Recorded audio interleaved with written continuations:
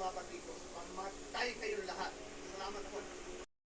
Okay, so dito sa eksena naman sa pelikula niya, makikita mong napakagwapo eh, no? Ang gwapo talaga. Pero yun nga, pagka ah, nagkaedad ka, magkaiba na to. So, ibang-iba na talaga. So, siguro ang lesson learned nito is it's not it's not the look that count, but how you live up or how you live with your life. Kaya kung kahit may edad ka na, it, inaalala ka pa din, ano, parang kaya yung sa buhay ni Nora Honor.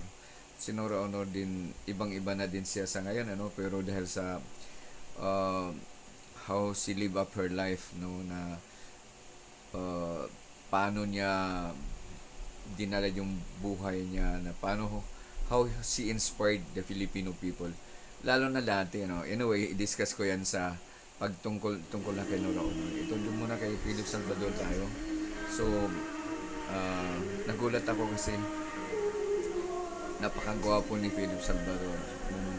Pero yung sa ilaw lang siguro, no, kasi nung itong unang ipakita ko sa inyo na okay yung lighting. Uh, right now, no. Right now, no.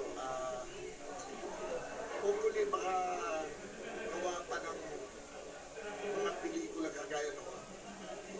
You know, ako, I'm proud to say na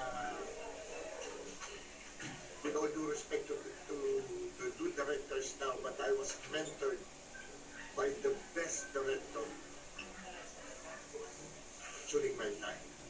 If you're gonna use one adjective to describe Nora Honor, ano po siya at bakit? Superstar. Siya yung isang superstar. Okay, so dito sa eksena naman sa pelikula niya, makikita mong napakagwapo eh, no? Ang gwapo talaga.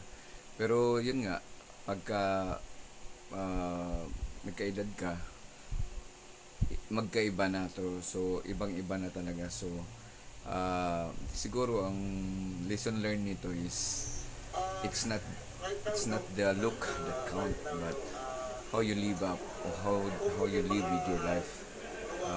Kaya kung kahit may edad ka na, it, inaalala ka pa din, ano, parang kaya yung sa buhay ni Nora Honor.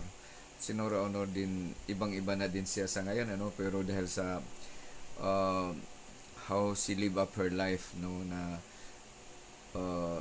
paano niya dinala yung buhay niya, na paano how she inspired the Filipino people, lalo na dati, no. Anyway, i-discuss ko yan sa tungkol na kay Nora Honor. Ito doon muna kay Philip Salvador tayo. So, nagulat ako kasi napakagwapo ni Philip Salvador pero yung sa ilaw lang siguro, no, kasi nung itong unang ipakita ko sa inyo na okay yung lighting, okay naman, gwapo pa rin pala siya, pero yung nasinagan siya ng ilaw na parang iba. So nagulat lang tayo. So panoorin natin. Siya yung pag pinanood mo sa screen, hindi siya sinora ulo. Siya yung character. Kaya, hindi sa YouTube. Ito yung pelikula ni Philip Salvador nung kabataan niya, kasikatan niya. Diba? Gwapong-gwapo siya.